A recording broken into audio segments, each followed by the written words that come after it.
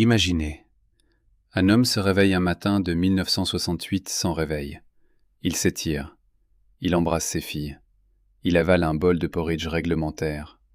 Puis il monte dans une voiture, puis dans un avion de chasse. Et le soir, le monde entier pleure. Voilà ce qui s'est passé. Et ce qui s'est passé dans les heures qui ont précédé est peut-être plus étrange que tout ce qu'on a raconté ensuite. L'homme s'appelle Yuri. Vous croyez tout savoir de lui. Le sourire, le poyekali, la combinaison orange, la fierté d'un pays qui a marché le premier dans le vide. Mais ce matin-là, à 7h30, ce n'est pas un symbole qui se frotte les yeux. C'est un père, un époux inquiet, un officier qui a dû mendier le droit de remonter en cabine. Et c'est ce garçon-là, pas la statue, qui va mourir demain. Ce matin, à la maison, sa femme n'est pas là.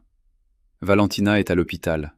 Elle y est depuis la veille, ou presque, le ventre ouvert par une opération pour un ulcère qui ne pardonne pas. L'ulcère a poussé quelque part au-dessus du cercle polaire, dans un aérodrome du bout du monde, où le froid mordait à travers les murs. Elle a suivi son mari là où on l'a envoyé, et son corps a payé l'addition. Yuri le sait. Il y pense en se rasant. Et il y pensera tout au long de cette journée, parce qu'il ne s'arrête jamais vraiment d'y penser. À la place de Valentina, dans la cuisine, il y a sa belle-sœur, Maria. Elle est descendue d'Orenbourg pour garder les petites. Les petites, ce sont Lenotchka, l'aînée, et Galotchka, la cadette. Deux têtes blondes qui courent dans la maison et qui ne comprennent pas encore pourquoi maman n'est plus dans sa chambre. Yuri les embrasse. Il leur dit que maman va revenir, qu'elle guérit. Ce n'est pas un pieux mensonge, c'est une prière. Petit déjeuner, pas de fantaisie. La salle à manger de l'escadron, à 2 pas du pavillon des cosmonautes. Repas calibré par les diététiciens, obligatoire pour tout le monde en semaine, héros de l'Union soviétique ou pas. Personne ne fait des cadeaux au foie de Gagarine. Ce qui est dans l'assiette ce matin-là, les enquêteurs le noteront plus tard à la virgule près, parce qu'après une catastrophe, on épluche tout, même le verre de kéfir. Yuri mange. Il sort. Il marche vers la voiture. 7 ans ont passé depuis les 108 minutes qui ont changé le monde. 7 ans de banquets, de tribunes, de lampadaires braqués sur son visage. 7 ans à serrer des mains qu'il ne reverra jamais, à découper des rubans, à inaugurer des rues dans des villes où il ne dormira jamais. Résultat, presque 9 kilos de plus sur la balance. Yuri le voit. Il ne s'aime pas dans la glace. Mais le mal est plus profond. Le mal, c'est qu'il ne vole plus. C'est ici que commence la vraie histoire, celle que personne ne raconte, celle d'un homme qui a tout, sauf ce qu'il veut vraiment. Le plus célèbre pilote de l'Union soviétique, celui qui a tenu le manche au-dessus de la terre entière, est cloué au sol. Ses supérieurs l'ont rangé dans un bureau. Ils ont peur pour lui, peur de ce qu'il représente. Le voici devenu adjoint du chef du centre de préparation des cosmonautes, chargé de l'entraînement. Un titre ronflant pour un homme qui rêve d'un manche à balai. Un soir de février, à un anniversaire, il a bu un seul verre de vin sec, une seule fois. Parce que même cela, on le surveille. Mais le reste du temps, Yuri ne demande qu'une chose, qu'on le laisse voler. Au mois de décembre 1967, il pose un rapport sur le bureau du général Kuznetsov. Un rapport sec, presque militaire, presque insolent. Il écrit, en propres mots, qu'il trouve moralement insoutenable d'occuper un poste de direction aérienne sans pouvoir piloter lui-même et vérifier le niveau de ses subordonnés. Il signe. Colonel Gagarine. Il s'engage sur l'honneur. Au mois de mars, on cède. À moitié. On l'autorise à remonter en cockpit, mais pas seul, jamais seul. Avec un instructeur, sur un avion d'entraînement à double commande, un MiG-15 UTI. Une voiture d'école. Pour le premier homme de l'espace, c'est presque une humiliation. Mais Yuri accepte tout. Il accepte n'importe quoi pourvu qu'on entende à nouveau, dans ses oreilles, le sifflement du réacteur. En 2 semaines, il enchaîne 18 vols, plus de 7 heures de vol. Chaque soir, il note les chiffres dans son carnet avec la méticulosité d'un élève. Son instructeur, son vérificateur, c'est le commandant de l'escadron, un certain colonel Seriogine, héros de l'Union soviétique, un homme du même bois que lui, un homme qui ne badine pas avec la discipline. Ce matin du 26 mars, Yuri ne va pas directement à la base, il part pour Moscou. Direction, le quartier général de l'armée de l'air. Il veut parler. Vers 10 heures du matin, il est dans un bureau qui sent la moquette épaisse et le tabac blond. En face de lui, le premier adjoint du commandant en chef de l'armée de l'air. Yuri ne tremble pas. Il dit ce qu'il a à dire. Il pense à Valentina qui se remet de l'autre côté du mur. Il pense à ses filles. Et il dit cette phrase que les sténographes noteront. La douleur d'une perte ne peut pas affecter l'exécution des obligations professionnelles. C'est du Gagarine en concentré. Du soldat, pas du mythe. Mais Yuri n'a pas terminé sa journée à Moscou. Il quitte le quartier général, monte dans sa Volga noire et ne prend pas la route de la Cité des Étoiles.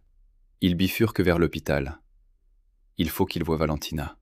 Il faut qu'il voie, de ses yeux, le tube dans le bras de sa femme, la couleur revenue de ses joues, le chirurgien qui hoche la tête. Valentina est sortie de la salle d'opération depuis peu. Le jeune colonel aux yeux noisettes s'assied au bord du lit. Il lui prend la main. Il ne dit rien de spécial. Ou peut-être qu'il lui dit tout, et que personne ne l'a jamais su. Puis il sort. Le chirurgien le raccompagne. Yuri respire mieux. Valentina ira bien. Il peut continuer. Il continue. Cette fois, direction l'aérodrome. Il arrive dans la salle de briefing dans l'après-midi, vers 15 heures. On lui remet son ordre de mission pour le lendemain. 2 vols solo sur MiG-17. Ce n'est pas encore le grand retour, mais c'est un pas de plus. Yuri signe. Il range les documents. Il regarde par la fenêtre les avions alignés sur le parking, ces machines qu'il a juré de retrouver. Le soir tombe. Yuri rentre à la maison vers 22 heures. La Volga l'attend au garage. Il disparaît sous le capot un moment, les mains dans le cambouis, comme un garagiste du dimanche. C'est sa manière à lui de poser ses idées. Les petites dorment. Maria range la cuisine. Il embrasse les Notchka et Galotchka. Il leur répète que maman guérit, que tout ira bien. Puis il se couche. Plus tôt que d'habitude, parce que demain, il y a un vol. Ce soir-là, dans son journal, à la lumière de la lampe de chevet, il note quelque chose qui ressemble à une profession de foi. Une ligne. Une seule. Il écrit « Il n'y a pas en moi de désir plus fort que celui de voler ». Il ferme le cahier. Il éteint. Il dort. Et c'est là que la caméra, si elle existait, s'arrêterait sur son visage endormi. Parce que vous savez ce que lui ne sait pas. Vous savez que dans moins de 12 heures, cet homme qui voulait juste voler ne volera plus jamais. Que la maison qu'il a embrassée ce soir ne le reverra pas vivant. Que les petites n'entendront plus sa voix leur dire que maman guérit. Vous savez tout cela, et lui dort. C'est cette distance entre l'homme et le spectateur qui fait le plus mal. Et maintenant, écoutez bien. Demain matin, à 7h40, quelque chose de stupide va se produire. Quelque chose qu'on appelle un présage dans les casernes, un signe dans les chaumières, un rien du tout dans la vie normale. Yuri va oublier son badge pour entrer dans la zone technique de l'aérodrome. Il devra revenir sur ses pas pour le chercher. Et ses collègues, ces hommes qui rient fort pour ne pas pleurer, vont le regarder faire avec un drôle de sourire. L'un d'eux va lui dire « Hé, tu as déjà volé ? C'est rapide. » Un autre va essayer de le retenir. « Laisse tomber, tu es Gagarine, on te connaît, tu n'as pas besoin de papier. » Et revenir, c'est mauvais signe. Yuri ne les écoute pas. Il revient. Il prend son badge et il entre. Mais ça, c'est demain. Cette nuit, il dort. La maison est silencieuse. La Volga est froide dans le garage. Et quelque part dans le ciel, au-dessus de Vladimir, les nuages se préparent, sans se presser. Vous voulez savoir comment ce matin-là a glissé en quelques heures vers la catastrophe ? Restez avec moi. On y va. 7h40, moins de 3 heures à vivre. Et le destin s'amuse déjà. Yuri marche vers la porte de la zone technique de l'aérodrome quand sa main se glisse machinalement dans la poche. Le badge n'y est pas. Il fouille l'autre poche. Rien. Il retourne la veste. Rien. Le petit rectangle de carton rigide qui ouvre les portes, qui prouve que l'homme devant les grilles est bien qui il prétend être, est resté sur la table de la cuisine, ou dans la voiture, ou sur la commode, près du portrait des filles. Yuri ne sait plus. Il lève les yeux. Un garde le regarde, impassible. Le protocole est le protocole, même pour le premier homme de l'espace. Il fait demi-tour. Il revient sur ses pas. Et c'est à ce moment précis que ses collègues le voient. Ils sont une poignée, dehors, à faire leur gymnastique matinale.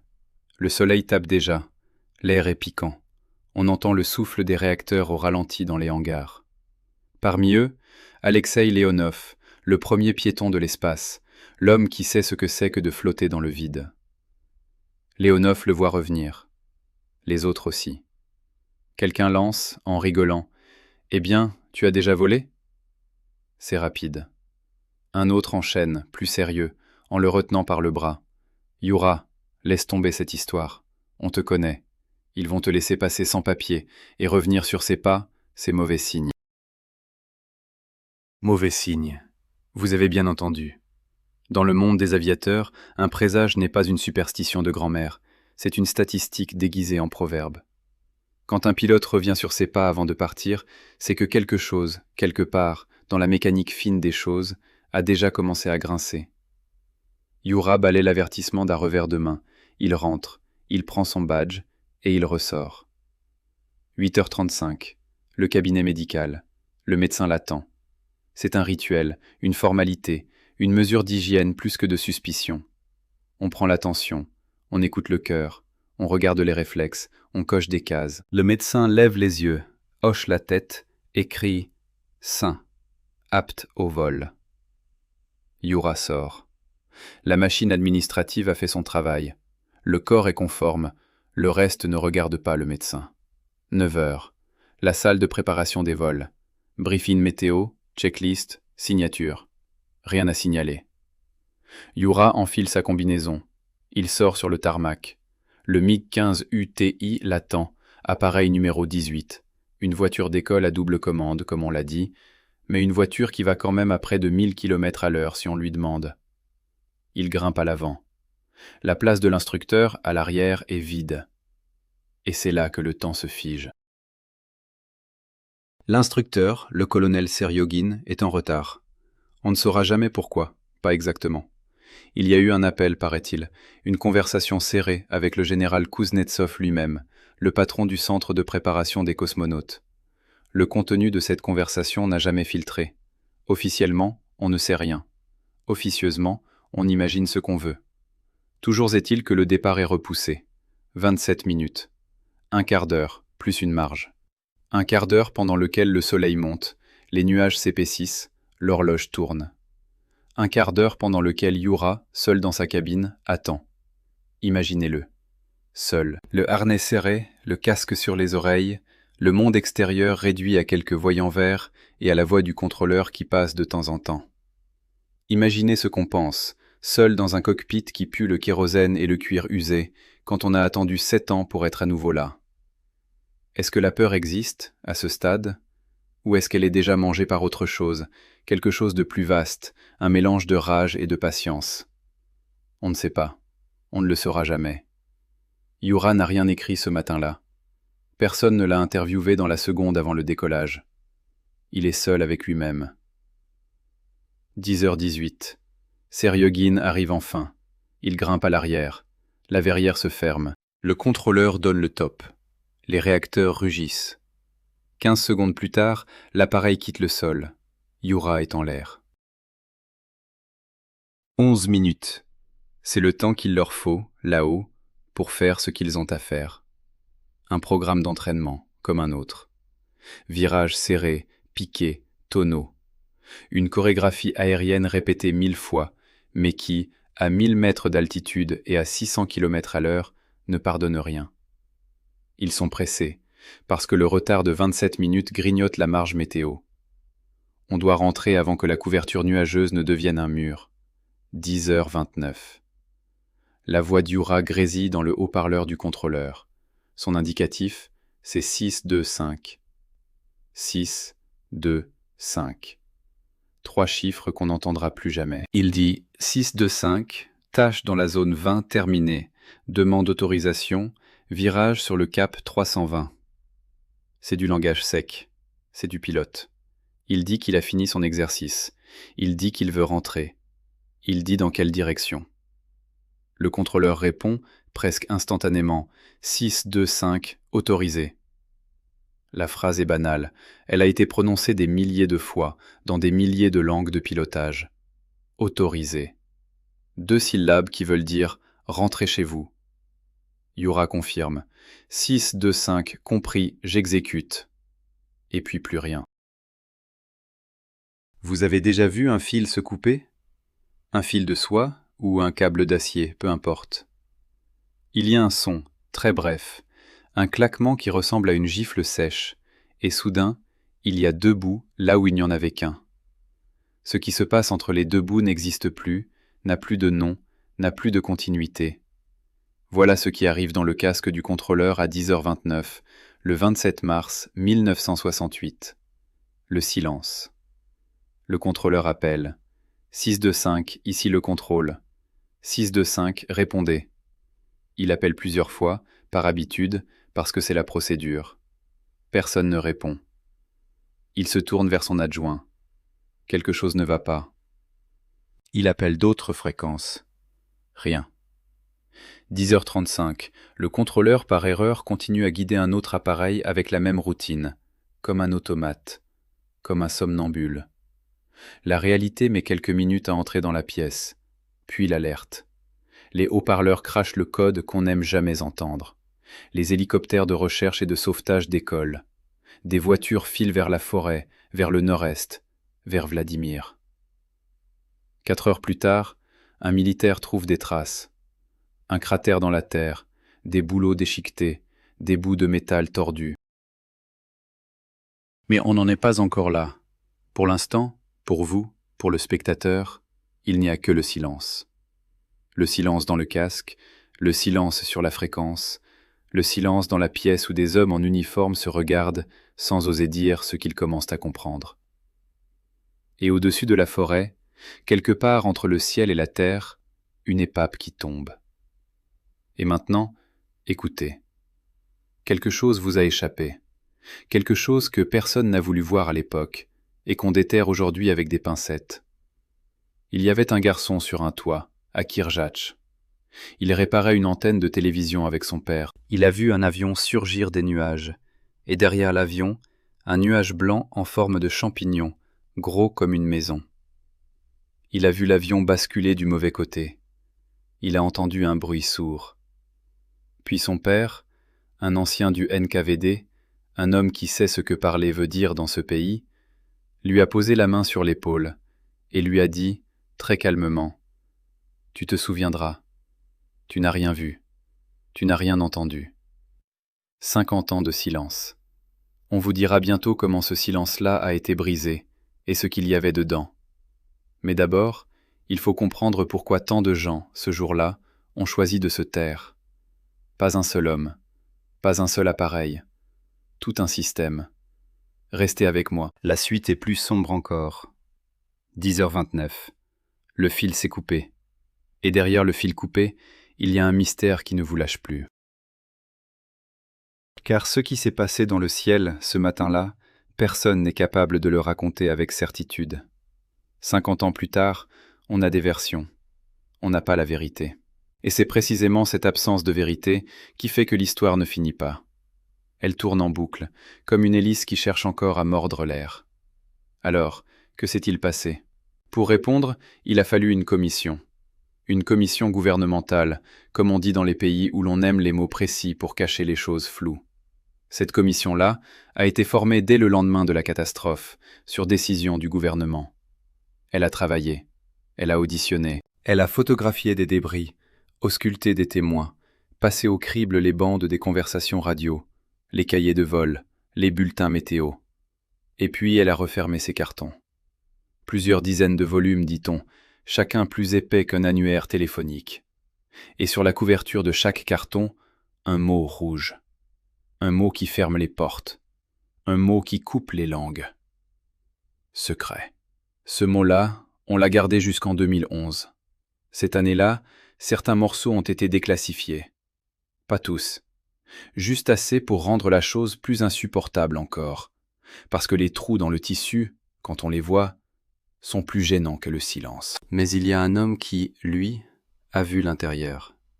Pas tout, pas le fond, mais assez pour comprendre le dessin. Arsen Mikhailovitch Mironov, docteur en sciences techniques, membre de cette commission.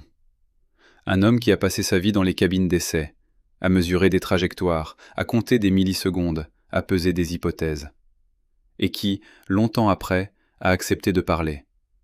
Pas à la légère, pas devant n'importe qui, devant des historiens, devant des journalistes, devant des gens qui notaient ces mots comme ont une confidence. Ce qu'il dit alors, c'est une liste.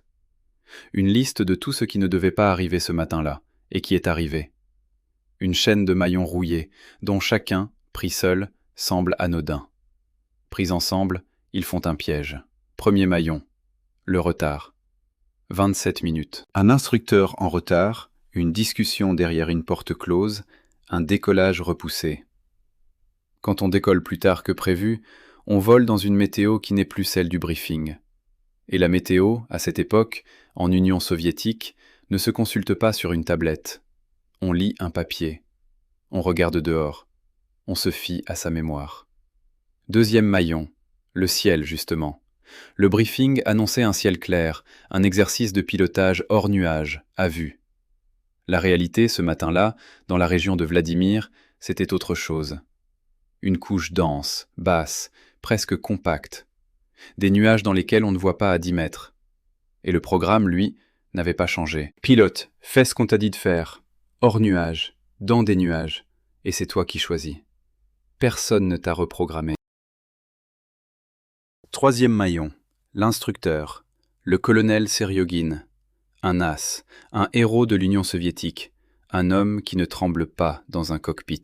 Mais un homme qui, peut-être, n'était pas tout à fait prêt à cette configuration-là. Une journée de retard, une météo dégradée, un élève impatient. Un homme qui aurait dû dire non, et qui, pour une raison qu'on ignore, n'a peut-être pas dit non. Quatrième maillon, le désordre. Pas le désordre dans le ciel, le désordre au sol. Sur l'aérodrome de Tchkalovski, ce jour-là, le commandement de bord, le KDP, ne fonctionnait pas comme un mécanisme suisse. Les voitures roulaient un peu partout, les communications se croisaient, les ordres se chevauchaient. Un témoin, plus tard, parlera d'une pagaille indescriptible. Voilà ce que dit Mironov. Et ce qu'il ajoute, c'est plus grave encore. Car il ajoute le mot qu'on n'attend pas. On a eu peur. Il dit, en propres mots, que la catastrophe portait un nom trop lourd pour le monde. Gagarine. Et que tout le monde, dans les bureaux où l'on décide, a pris peur. Peur que le nom entraîne des conséquences. Peur que les projecteurs, s'ils s'allument, éclairent des choses qu'on préfère laisser dans l'ombre. Et Mironov de dire « On a pris la décision non écrite d'éteindre l'enquête, parce que ses conclusions objectives étaient défavorables à la plupart de ceux qui enquêtaient. À la plupart. C'est-à-dire à nous-mêmes, aux militaires, aux officiers qui avaient la responsabilité du vol, du briefing, de la discipline, de la météo, du retard. À ceux-là même qui, en bout de chaîne, auraient dû répondre de ce qui s'était passé. Vous avez bien entendu. Ce ne sont pas des espions étrangers qui ont enterré le rapport. Ce sont ceux qui étaient en charge de le produire. Ceux qui, en signant les conclusions, auraient signé leurs propres fautes. Alors, ils ont classé. Ils ont verrouillé. Ils ont posé le mot rouge sur la couverture. Et ils ont laissé le mystère travailler pour eux. Car le mystère, à la différence de la justice, ne dérange personne. Mironov dit encore une chose qui reste en travers de la gorge. Il dit que si l'on rendait publique la pagaille qui régnait dans cet escadron-là, à cette époque-là, beaucoup de gens finiraient en prison. Beaucoup. Pas un, pas deux, beaucoup. Voilà ce que l'on sait, ou ce que l'on croit savoir, à travers le regard d'un homme qui a vu l'intérieur. Mais il y a d'autres regards, d'autres versions, qui circulent comme des courants d'air dans un couloir. Et ces versions-là, il faut les nommer. sans en faire des certitudes. Car elles ne sont que des versions. Il y a la version de la manœuvre désespérée. On dit que le MiG a tenté d'éviter un ballon-sonde météorologique ou peut-être un autre appareil entré sans prévenir dans la zone de travail. Un coup de manche brutal, une inclinaison extrême, et la machine, qui n'aime pas qu'on la brusque, se serait retournée contre ses pilotes. Il y a la version d'Alexeï Leonov, le compagnon, l'ami, celui qui a flotté dans le vide. Leonov défend une hypothèse très précise.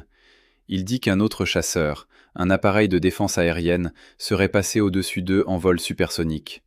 À cette vitesse-là, on ne fait pas que du bruit. On crée derrière soi un tourbillon, un sillage, une vague invisible qui peut projeter au sol un appareil plus léger.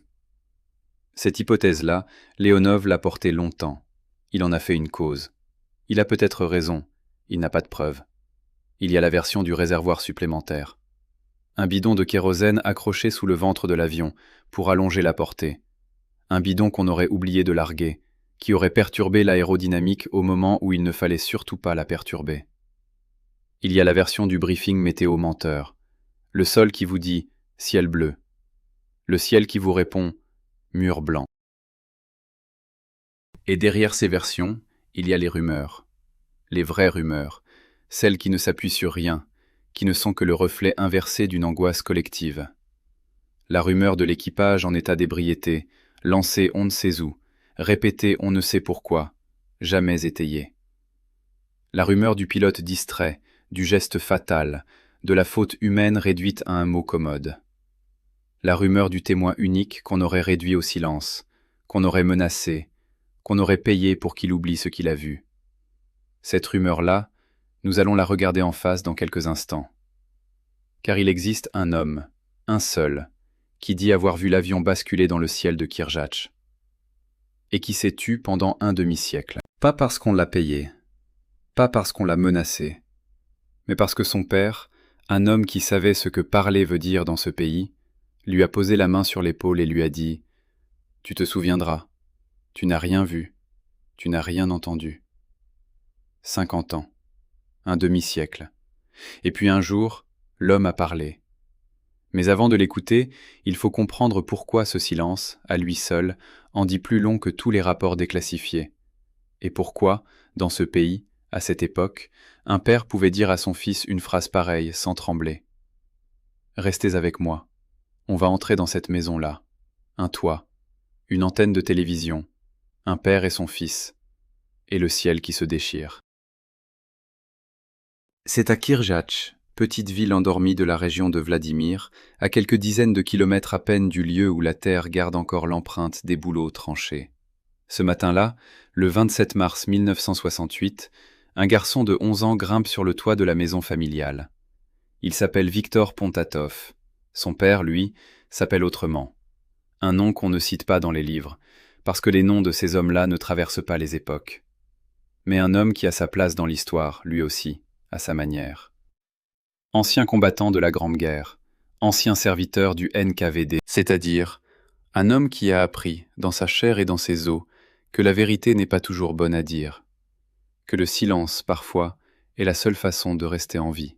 Ce matin-là, donc, le père et le fils sont sur le toit. La télévision est capricieuse. L'antenne bouge, il faut la rattraper, la régler. Le père tient l'échelle, le fils monte, les mains dans le métal froid. Ils n'ont pas le temps de finir. À peine 2 haubans installés, à peine 2 attaches serrées, le bruit arrive. Ce n'est pas un bruit de rage, ce n'est pas un bruit d'usine. C'est un sifflement, puis un grondement, puis quelque chose qui ressemble à un déchirement de l'air. Un avion à réaction, qui surgit d'un coup de derrière la lisière des nuages. Il passe bas, ou du moins, c'est l'impression qu'il laisse, parce qu'on n'a pas le temps de compter les mètres. Il est là, devant eux, énorme et noir, et derrière lui, accroché comme une loque maléfique, un truc qu'on ne s'attend pas à voir dans le ciel. Victor le décrit, plus tard, bien des années après, quand il a enfin accepté de rouvrir la bouche.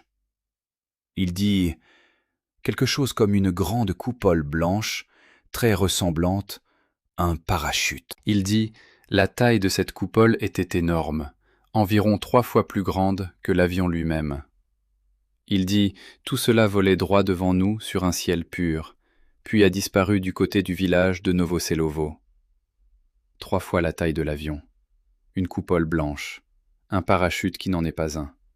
Voilà ce qu'un gamin de 11 ans a vu, perché sur un toit de Kirjatch, un matin de printemps, sans comprendre ce qu'il voyait.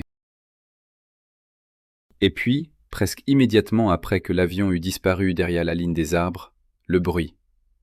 Pas le sifflement du réacteur, un autre bruit, un bruit sourd, lointain, mat.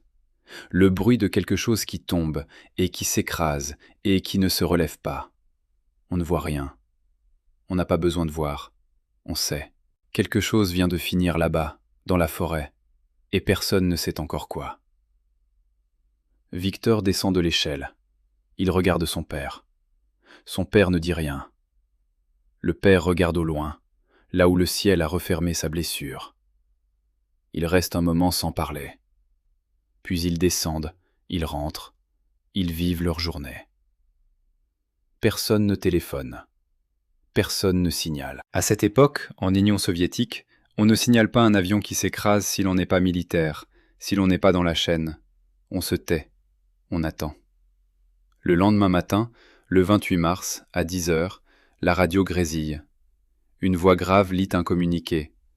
Le gouvernement s'adresse au peuple. La voix dit « Le 27 mars, lors d'un vol d'entraînement, a péri tragiquement le premier cosmonaute du monde, héros de l'Union soviétique, le colonel Youri Alexeyevitch Gagarine. » La voix ajoute d'autres mots, des mots de cérémonie, des mots qui ne consolent personne. Le pays entier s'arrête. Les usines s'arrêtent. Les écoles s'arrêtent. Les gens pleurent dans les cuisines, dans les tramways, dans les files d'attente. Victor entend le communiqué. Il reconnaît le mot qu'il attendait, sans savoir qu'il l'attendait. Gagarine. Alors, il se tourne vers son père. Il a une question dans les yeux. Son père, lentement, sans élever la voix, lui dit « Souviens-toi, tu n'as rien vu, tu n'as rien entendu. Ce n'est pas une menace, c'est une prière. C'est un ordre aussi, parce que le père est un homme qui sait ce que parler veut dire. Il a vu des hommes parler, en 1941, en 1942, en 1945, dans des prisons, dans des forêts, dans des caves. Il a vu ce qui arrive à ceux qui disent. Alors, il dit à son fils de ne pas dire, pour le sauver, pour le protéger, pour que la machine ne tourne pas son engrenage vers eux. Victor obéit. Pendant un demi-siècle, 50 ans. Un demi-siècle à garder une image derrière le front, à ne la confier à personne, à faire semblant, quand on en parlait, que c'était une histoire qu'on avait lue dans un livre. 50 ans à regarder le ciel de Vladimir en conduisant son tracteur, en plantant ses pommes de terre, en raccommodant ses hausses. 50 ans à se demander si le bruit qu'il avait entendu venait bien de là où l'on disait que l'avion était tombé. 50 ans à obéir à son père, mort depuis longtemps, et dont la voix, parfois, reprenait le dessus quand Victor ouvrait la bouche pour parler. Et puis un jour, la voix s'est tue, et Victor a parlé. Ce qu'il a dit, c'est ce que je vous ai rapporté. Un avion qui surgit des nuages. Une coupole blanche 3 fois plus grande que l'avion. Une trajectoire vers le village de Novoselovo. Un bruit sourd. Un silence de 50 ans. Et maintenant, il faut être honnête avec vous, comme on doit toujours l'être quand on touche à un témoin. Ce que Victor a vu, ce qu'il a décrit, est-ce la vérité? Est-ce le mensonge d'un vieillard qui a trop d'imagination? Est-ce le souvenir déformé d'un gamin de 11 ans qui aurait préféré oublier? Personne ne peut trancher. Personne ne peut dire « Oui, c'était bien un chasseur supersonique passant au-dessus d'eux et créant ce sillage. » Personne ne peut dire « Non, c'était autre chose, une illusion d'optique, une condensation dans le froid, un tourbillon de l'atmosphère. » Ce que l'on sait, en revanche, c'est que le récit de Victor Pontatov colle avec une hypothèse que d'autres ont défendue avant lui. Alexeï Leonov, le cosmonaute, l'ami de Gagarine, a défendu pendant des décennies l'idée qu'un appareil de défense aérienne, un chasseur interceptant un avion non identifié, serait passé à proximité du MiG en vol supersonique, et que le sillage tourbillonnaire, ce qu'on appelle un vortex, aurait projeté l'avion au sol comme une feuille. Cette hypothèse-là, Leonov l'a portée jusqu'à la fin de sa vie. Il avait autorité pour la défendre.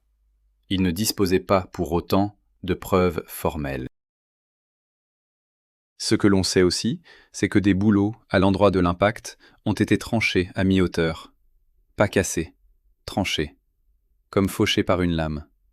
Et que cette image-là, des hommes qui étaient sur place en 1968, l'ont gardée dans un coin de leur tête. Les bouleaux tranchés, les bouleaux fauchés à mi-tronc. Les seuls témoins, en quelque sorte, d'une scène que personne n'a vraiment vue. Vous savez ce que c'est ce récit ? Ce n'est pas du cinéma. Ce n'est pas une scène de James Bond où un garçon sur un toit démasque le monde. C'est l'histoire d'un homme ordinaire qui a vu quelque chose d'extraordinaire et qui a appris, de son père, à ne pas le dire. C'est l'histoire d'un pays qui ne voulait pas savoir. C'est l'histoire d'un silence qui n'est pas un vide. Le silence, à cette époque-là, en Union soviétique, était une matière pleine, dense, qui se substituait à la vérité pour que la vérité ne blesse personne. Et c'est pour cela que cette histoire ne vous lâche pas. Parce qu'elle n'est pas seulement l'histoire d'un accident d'avion. Elle est l'histoire d'un système qui choisit, à un moment donné, de se taire plutôt que de comprendre. Et c'est cet aveuglement volontaire qui est la vraie catastrophe. L'avion, lui, n'a fait que tomber. Maintenant, il faut se souvenir. Non pas du rapport secret, ni des volumes déclassifiés, ni des noms des experts, mais du visage de cet homme, du sourire qui a fait le tour du monde, du mot qu'il a prononcé un jour d'avril 1961 en sautant dans l'inconnu. Pourriez Kali, allons-y, on y va. Et c'est ce qu'il a fait, jusqu'au bout, même le dernier matin. Restez avec moi. On va maintenant regarder ce que l'on sait, ce que l'on ne sait pas, et ce que l'on ne saura peut-être jamais. Retour au commencement, parce qu'on ne peut pas comprendre la fin d'un homme si on ne se souvient pas de ce qu'il a été. Le 9 mars 1934, dans une petite ville de l'ouest de la Russie, naît un garçon qui répond au prénom d'Yuri. Son père est charpentier dans un kolkhoz, sa mère est treilleuse de vaches. La maison est en bois, l'hiver dure 6 mois, les chaussures sont rares. Rien ne distingue cet enfant de milliers d'autres. Rien, sauf peut-être cette qualité que les gens remarquent très tôt chez lui et qui ne s'apprend pas. Une façon de regarder les autres comme s'ils comptaient. Plus tard, on dira que c'était ça, son vrai don. Pas la science, pas la technique, pas le courage. Le regard. Cette manière de sourire qui fait que le monde entier, un jour d'avril 1961, se reconnaît dans un seul homme. Mais on n'en est pas là. Avant d'être un symbole, il faut devenir quelqu'un. À Saratov, le jeune Yuri entre dans une école technique. Il travaille à l'usine de fonderie pendant la journée, il fréquente les cours du soir, il rejoint l'aéroclub local. C'est là qu'il touche aux manches pour la première fois. C'est là qu'il comprend. Il écrit, plus tard, dans ces quelques carnets qu'on a conservés, que ce jour-là, dans ce vieil avion d'école aux toiles fatiguées, il a su ce qu'il voulait faire de sa vie. Puis c'est l'école des pilotes de Rambourg, du nom de Tchkalov. La même école où, pendant un bal de première année, après les semaines de quarantaine obligatoire pour les nouveaux venus, il voit une fille en robe bleue, aux yeux noirs, aux longues tresses brunes, timide comme une image. Elle s'appelle Valentina Goriacheva. Elle est fille d'officier. Elle est, dit-on, si discrète qu'on ne l'entend pas. Yuri la regarde, et Valentina regarde ailleurs. 2 ans plus tard, ils se marient. Le mariage est simple, comme tout ce qu'ils auront ensemble. Puis c'est le départ pour le Grand Nord. Luostari, au-delà du cercle polaire. Un aérodrome, un régiment de chasse, la frontière norvégienne à portée de canon. Le froid n'est pas une métaphore, c'est une présence. Il s'installe dans les os, il gèle les mots sur les lèvres. Valentina le suit. Elle est devenue laborantine médicale. Elle pose ses valises dans un baraquement qui ressemble à tous les baraquements de l'armée rouge. C'est là que naît Lenotchka, l'aînée. C'est là que Valentina commence à payer de sa santé l'addition de cet exil. L'ulcère qui, plus tard, l'enverra à l'hôpital, a ses racines quelque part dans le froid de Luostari. Le reste, vous croyez le connaître, Mais ce qu'on ne vous a pas assez dit, c'est combien ce qui s'est passé dans l'espace, en avril 1961, aurait pu mal finir. Le 12 avril, Youri Gagarin décolle à bord de Vostok 1. 108 minutes autour de la Terre. Le monde applaudit. Mais le monde ne sait pas que cette promenade avait une toute autre tête dans le cockpit. L'orbite s'est révélée plus haute que prévu, plusieurs dizaines de kilomètres de trop, ce qui rendait toute rentrée de secours impossible en cas d'avarie du système de freinage. Le vaisseau a commencé à culbuter sur lui-même, un tour par seconde, pendant l'entrée dans l'atmosphère. Le bouclier thermique a pris feu. Des coulées de métal en fusion ont coulé le long des hublots. Et au moment où le vaisseau touchait le sol, dans la cabine, le clapet de mécanisme du scaphandre s'est coincé. Gagarin a failli étouffer dans sa combinaison étanche, à quelques mètres seulement du sol ferme. Voilà ce que l'on sait maintenant. À l'époque, on ne le disait pas. On souriait sur la photo, on levait le poing, on pleurait de fierté. Mais l'homme qui est redescendu de là-haut ce jour-là savait qu'il avait frôlé quelque chose de très sombre, et que la chance, plus que la science, l'avait ramené. Et puis, il y a les autres qui n'ont pas eu cette chance. Le premier d'entre eux, c'est Sergueï Pavlovitch Korolev, le père du programme spatial soviétique. L'homme qui a tout conçu, tout bricolé, tout imposé. Il meurt en janvier 1966, usé par le travail, brisé par les échecs. Après lui, pendant 2 ans, plus rien ne marche vraiment. 2 ans sans un seul vol habité pleinement réussi. Le vaisseau s'appelle toujours Vostok, puis Voskhod, puis Soyouz, mais la chance s'est lassée. Et puis, en avril 1967, c'est la chute. Vladimir Komarov, vol Soyouz 1. Le vaisseau a 1000 défauts connus, tout le monde le sait. Gagarin, qui est le doublure de Komarov, le sait mieux que personne. Il accompagne son ami jusqu'au bus qui l'emmène au pas de tir. Il reste près du sas, pendant qu'on ferme les écoutilles. À travers le casque, il dit à Komarov « À bientôt, sur Terre ». Komarov sourit derrière la visière. Le bus démarre. Komarov décolle. Le lendemain, il est mort. Le parachute ne s'est pas ouvert. La capsule s'est enfoncée dans le sol, à pleine vitesse. Gagarin est celui qui a vu partir Komarov, et qui ne l'a pas vu revenir. Et c'est à partir de ce jour-là, dit-on, qu'une décision non écrite a été prise. Une décision simple, presque animale, garder Gagarin vivant, à tout prix. Le protéger comme on protège un dernier exemplaire d'une espèce en voie de disparition. Le sortir de la liste des prochains partants. Le mettre dans un bureau. Lui donner un titre ronflant. Le couper des cockpits, des moteurs, des combinaisons. Le réduire à un visage qu'on montre aux enfants des écoles, à un nom qu'on inscrit sur les rues. Viktor Gorbatko, un autre cosmonaute, un autre ami, s'en souvient. Il dit « Après la mort de Komarov, on a dit que Youra ne volerait plus dans l'espace, et on l'a sorti du groupe. Youra espérait qu'on reviendrait sur cette décision. Youra attendait. Toute la journée, toute la nuit, toute l'année qui a suivi. C'est ici que se noue l'étranglement. L'homme le plus célèbre de l'Union soviétique, celui qui a fait le tour de la Terre, n'a plus le droit de quitter la Terre. On lui a ôté la seule chose qui le faisait respirer.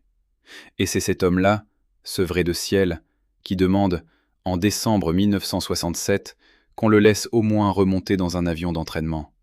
Pas dans un vaisseau, pas dans un Soyouz, dans un MiG vieux de 20 ans, à double commande, avec un instructeur derrière lui. Et c'est cet homme-là qui, quelques mois plus tard, disparaît dans le ciel de Vladimir. Vous avez compris le piège. Plus on a voulu le sauver, plus on l'a tué. La décision de le garder sur Terre pour le préserver est la même décision qui l'a fait mendier un vol d'entraînement, qui l'a fait se battre pour un simulacre de retour aux commandes, qui l'a fait voler dans des conditions dégradées, par un matin de retard, avec une météo menteuse, sans la moindre chance d'être jamais envoyé ailleurs. Si on l'avait laissé dans le groupe Les Cosmonautes, il serait peut-être resté au sol. Il serait peut-être devenu instructeur, puis professeur, puis retraité, puis grand-père. Au lieu de cela, on l'a privé de sa raison de vivre, et il est allé la chercher dans un ciel qui ne voulait pas de lui. Voilà le paradoxe. Voilà ce que les rapports déclassifiés ne diront jamais en ces termes. Parce que les rapports ne parlent pas de paradoxe. Les rapports parlent de vitesse, d'altitude, d'angle d'attaque, de coefficient de portance. Les rapports ne parlent pas de l'homme qui, parce qu'on lui avait interdit de voler, a volé une dernière fois. On ne désignera personne ici comme coupable. On ne dira pas que des généraux ont tué Gagarine. On ne dira pas qu'un instructeur a failli. On ne dira pas qu'un chasseur invisible a détruit un avion de routine. Ce sont des hypothèses. Ce sont des mots d'experts qui se sont affrontés pendant des décennies. La vérité, c'est qu'il n'y a pas de vérité. La vérité, c'est que les versions existent, et qu'aucune ne tient debout toute seule. Ce qui tient debout, en revanche, c'est l'image d'Yuri marchant vers sa femme à l'hôpital, ce 26 mars 1968, avec dans la tête l'idée fixe qu'il devait absolument voler le lendemain. Et l'image d'Yuri s'endormant ce soir-là, après avoir embrassé ses filles, en pensant qu'il avait obtenu ce qu'il voulait. Demain, vous allez entendre ce qui s'est passé ensuite, ce qui s'est passé pour le pays, ce qui s'est passé pour les proches, ce qui s'est passé pour les rapports secrets, et ce qui s'est passé pour le silence, ce silence immense qui a recouvert l'Union soviétique pendant des décennies. Restez avec moi, c'est presque fini. Mais pas tout à fait. Le 28 mars 1968, à 10 heures du matin, la radio se tait. Puis une voix lie un communiqué, et le pays, d'un seul coup, perd la respiration. Cette voix-là, vous l'avez déjà entendue dans votre tête, même si vous n'étiez pas né. Elle dit, le 27 mars, lors d'un vol d'entraînement, a péri tragiquement le premier cosmonaute du monde, héros de l'Union soviétique, colonel Youri Alexeyevitch Gagarine. La voix ajoute des mots de circonstance, des mots de deuil, des mots qu'on ne retient pas. Mais le premier mot, le nom, celui qui reste collé à la gorge, c'est celui-là. Gagarine. Un nom de 6 lettres qui résume un siècle. Maintenant, écoutez. Vous avez peut-être entendu une autre histoire. Une histoire qui dit autre chose. Une histoire qui dit que pendant 24 heures, le gouvernement a menti, a caché, a retenu la nouvelle. Que le monde a su avant les Russes. Que la vérité a été étouffée le temps d'organiser les obsèques, le temps de verrouiller les portes, le temps de fabriquer la version officielle. Cette histoire-là court depuis des décennies. Elle revient dans les conversations, dans les livres, dans les documentaires. Eh bien, écoutez ce qu'elle vaut. Elle ne vaut rien. Pas comme un fait, en tout cas. Le communiqué a été lu le lendemain, le 28 au matin. Pas une semaine après. Pas 3 jours après. Le lendemain. À cette époque, sans téléphone portable, sans Internet, sans télévision en continu, annoncer une nouvelle aussi grave à toute une nation en moins de 24 heures, c'était déjà un exploit logistique. Dire que l'on a menti pendant un jour entier, c'est prendre un délai technique normal pour un complot. C'est une rumeur. Comme il y en a des dizaines dans cette affaire. Comme il y en aura demain dans d'autres affaires. Il faut la traiter comme telle, pas comme une vérité. Il y a autre chose qu'on raconte et qu'il faut regarder en face. Les corps ont été incinérés. Les urnes ont été placées dans le mur du Kremlin, le 30 mars, à la place réservée aux héros. Beaucoup ont vu dans cette crémation rapide un geste suspect. Comme si l'on voulait faire disparaître les preuves, effacer les traces, empêcher la science de dire ce qui s'était vraiment passé. La vérité, c'est plus simple et plus triste. La crémation était la norme pour ces obsèques d'État. Tous les grands du régime, les maréchaux, les héros, les savants, finissaient dans le mur du Kremlin, et le chemin vers le mur passait par le crématorium. Ce n'était pas un complot, c'était un protocole. Le protocole a été suivi, ni plus ni moins. Reste le rapport de la commission. Et là, on touche au cœur du sujet. Plusieurs dizaines de volumes. Un mot sur la couverture, secret. Pendant 43 ans, ce mot a fait son travail. Il a fermé les tiroirs, il a fermé les bouches, il a fermé les imaginations. On a déclassifié quelques morceaux à partir de 2011. Pas assez pour comprendre, assez pour exciter la curiosité. Et c'est là que les versions ont recommencé à fleurir. La version de la manœuvre désespérée pour éviter un ballon sonde ou un autre appareil. La version d'Alexei Leonov, le sillage tourbillonnaire d'un chasseur passé en supersonique, la version de la météo qui n'était pas celle qu'on avait annoncée, la version du réservoir supplémentaire qu'on aurait oublié de larguer, la version du désordre à l'aérodrome de Tchkalovski. Toutes ces versions existent. Aucune n'est prouvée, aucune n'est réfutée. Elles coexistent comme des courants d'air dans une pièce fermée. Il y a aussi des rumeurs que vous entendrez peut-être ailleurs. Des rumeurs qui désignent un coupable, qui affirment, comme si elles y étaient, que les pilotes avaient bu un coup de trop ce matin-là, qui présentent le récit du témoin unique, ce garçon sur le toit de Kirjatch, comme une preuve irréfutable. Un document qu'on aurait caché pendant un demi-siècle. Ces rumeurs-là, il faut les nommer pour ce qu'elles sont, des légendes. Le témoin a parlé, c'est vrai. Son silence a duré 50 ans, c'est vrai. Mais un récit de témoin n'est pas une preuve. Un récit de témoin est un récit de témoin. Il oriente une hypothèse, il ne la démontre pas. Dire qu'on a réduit cet homme au silence, qu'on l'a menacé, qu'on l'a payé, c'est ajouter du roman à un document, c'est trahir le travail de la mémoire. Voilà ce que l'on sait, et voilà ce que l'on ne sait pas. Ce que l'on sait, c'est qu'un avion est tombé. Ce que l'on sait, c'est qu'un colonel et son instructeur sont morts. Ce que l'on sait, c'est qu'une commission a travaillé et que ses conclusions ont été enterrées par ceux-là même qui auraient dû les signer. Ce que l'on ne sait pas, c'est ce qui s'est passé entre le moment où l'instructeur a dit autoriser et le moment où la forêt a reçu l'épave. On ne le sait pas. On ne le saura peut-être jamais. Et il faut accepter cette ignorance comme on accepte un trou dans un mur. On peut le contempler, on peut le maçonner, on ne peut pas faire semblant qu'il n'existe pas. Maintenant, parlons de l'homme, le vrai. Pas le symbole, pas la statue. L'homme. Il s'appelait Youri Alexeyevitch Gagarine. Il est né le 9 mars 1934. Il a souri pour la postérité le 12 avril 1961. Il a disparu le 27 mars 1968, vers 10h30 du matin, quelque part entre le ciel et la terre, près d'un village dont personne ne se souvient, dans un avion qui n'avait pas le droit de l'emporter. Il avait 34 ans. Il laisse 2 filles qui ne grandiront pas avec lui. Il laisse une femme qui sort à peine de l'hôpital et qui n'a pas reçu la permission de lui dire au revoir. Il laisse un pays qui pleure, dans les cuisines, dans les tramways, dans les files d'attente. Il laisse un nom qu'on a collé sur des avenues, des écoles, des villes entières.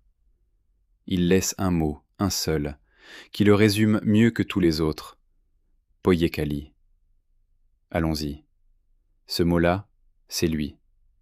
C'est sa manière de dire que le monde est trop petit pour avoir peur. C'est sa manière de dire que l'inconnu n'est pas un mur, c'est une porte. C'est sa manière de dire que le meilleur moyen de ne pas tomber, c'est de commencer à marcher.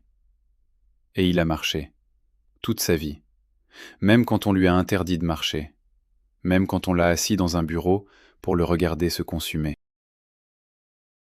On vous dira, à la fin, que la vérité sur sa mort reste un mystère. On vous dira que le rapport secret n'a jamais été lu jusqu'au bout.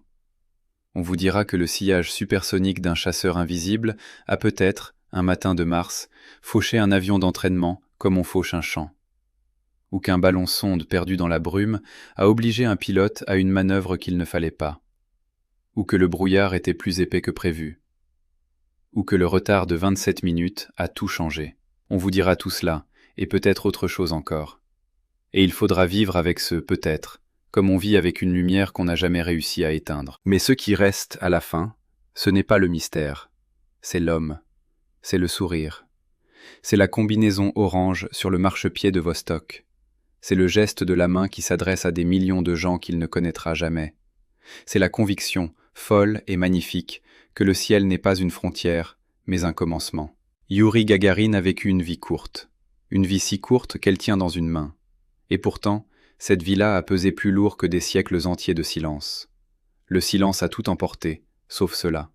Sauf le nom, sauf le sourire, sauf le mot. Poyekali. Allons-y.